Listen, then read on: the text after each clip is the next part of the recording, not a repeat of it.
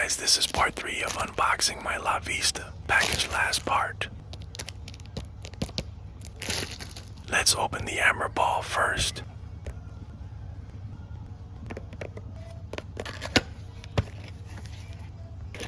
It came with a needle, a squishy skin, and 2 zip ties. I'm so excited for this one.